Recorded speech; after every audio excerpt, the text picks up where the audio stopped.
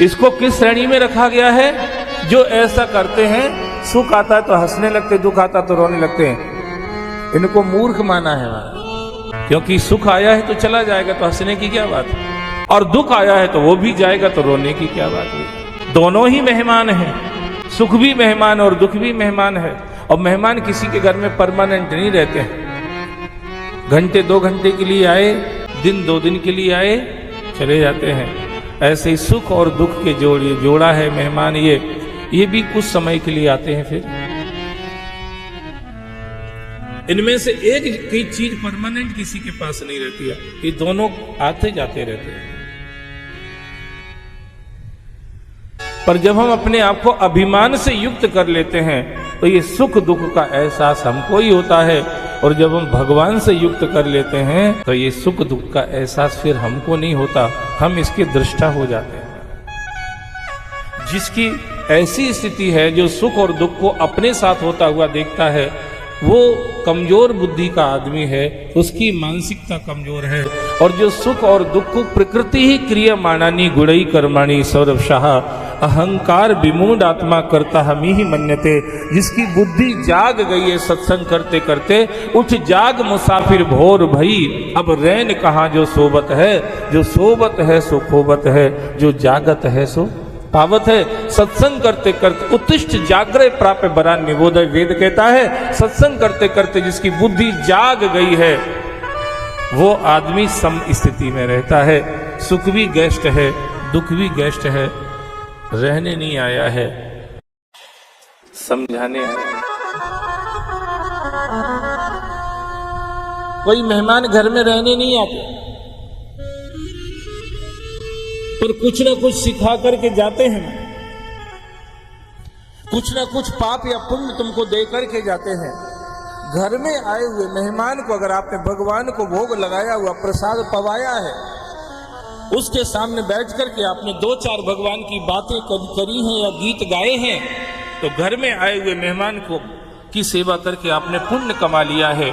और घर में आए हुए मेहमान को अगर आपने शराब मांस का सेवन, अंडा मछली का सेवन कराया है, और उसके साथ बैठ करके आपने बीड़ी सिगरेट गुटखा तंबाकू इत्यादि खाए हैं, उसके साथ बैठ करके आपने संसारी बातें करी हैं, तो फिर आपने आए हुए मेहमान के द्वारा पाप कमाया है। अब आप देखेंगे तो दुनिया में आपको आसानी समझ में आएगा ज्यादातर लोग क्या कमा रहे हैं। कितनी जगह मेहमानों को भगवान का भोग लगा हुआ प्रसाद मिलता है। कुछ मंदिर आश्रम छोड़ दो, अब घरों में भी जो लोग भोग लगाते बड़ी मिस्टेक करते हैं। बोलो शंकर भगवान की, वो क्या करते, भगवान के लिए निकाल देते हैं और फिर चालू हो जाते हैं। ऐसा नहीं है। भगवान के लिए निकालने का मतलब पहले भगवान के लिए निकालो, फिर भगवान को उसका भोग लगाओ। तब तक मत बिठाओ किसी को। मिनट 2 मिनट में, 5 मिनट में, 7 मिनट में कोई मर तो जाएगा ही नहीं। बैठने वाले से भी हाथ जोड़ लो कि दादा तुम्हारे हाथ जोड़ूं यार, इतनी देर से रुके थे, 5-7 मिनट हो, तुम मरोगे भी नहीं इतनी जल्दी, और कुछ बिगड़ भी नहीं जाएगा। 5-7 मिनट रुक के अगर आप जो भगवान को भोग लगाया है आपने, उस प्रसाद को लेकर के आओ, और जो भंडारा बना है, घर हो या आश्रम हो, उसको मिलाओ हर चीज में। दाल को दाल में डाल दो, सब्जी को सब्जी में डाल दो, रोटी रोटी में रख दो, चावल चावल में रख दो, या जो भी बना हुआ है उसमें रख दो। अब ये पूरा प्रसाद हो गया है, उसके बाद किसी को भोजन दो, प्रसाद उसके बाद खिलाओ।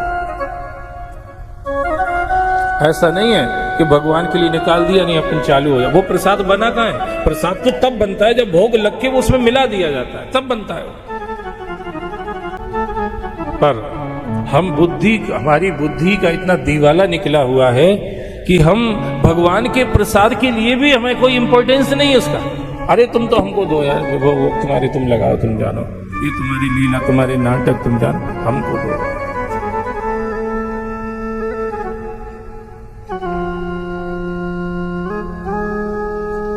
जड़ता, मूढ़ता, अभिमान, इसने हमारे जीवन को बर्बाद कर रखा है। नहीं तो कोई एक क्रिया हम पकड़ लेते हैं, कि आज के बाद खूब खाएंगे, अभी तक जो खाते थे उससे दूना खाएंगे, पर भगवान को भोग लगा के खाएंगे। एक नियम पकड़ लो, भोग लगा के खाएंगे। ये प्रसाद ही आपका कल्याण कर देगा।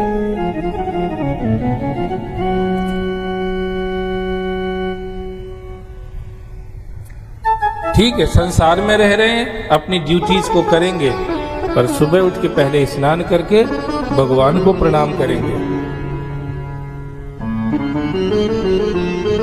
बन सके तो दीप लगा दो, दीपक जला दो भगवान के सामने।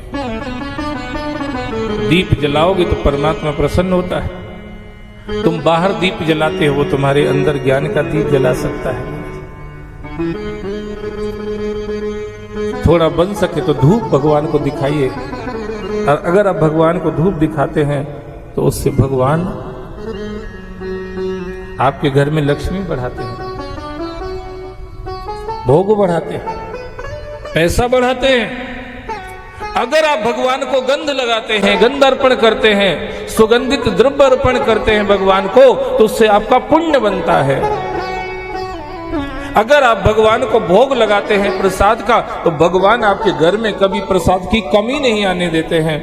अगर आप भगवान का अभिषेक करते हैं, तो उस अभिषेक से भगवान आपके आत्मा को शुद्ध करते हैं।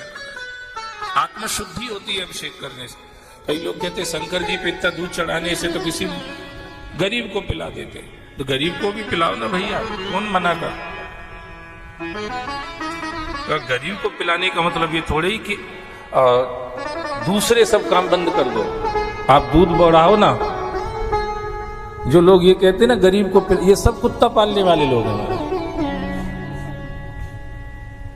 ये कोई गाय पालने वाले लोग नहीं है, ये सब कुत्ता पालक हैं। गाय गोपालक नहीं है, गोपाल नहीं है, कुत्ता पाल है हमारा।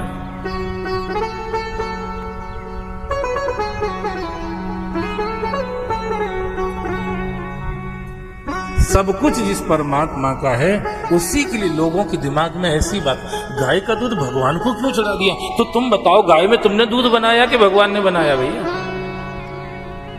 हैं? किसने बनाया? पूछो ना यार, जो ऐसा कहते हैं उनसे पूछो। तुम बना दो तो तुम बनाओगे कि दूध?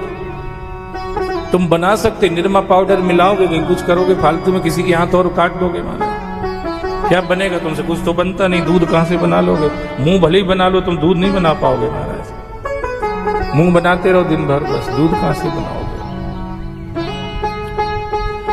भगवान ने बनाई हर चीज, दुनिया भगवान ने बनाई सब। फिर तो तुम अपने लिए भी कहने लग जाओगे हम काहे की पूजा करें भगवान की? हम काम करेंगे तो काम ही कर लो भैया।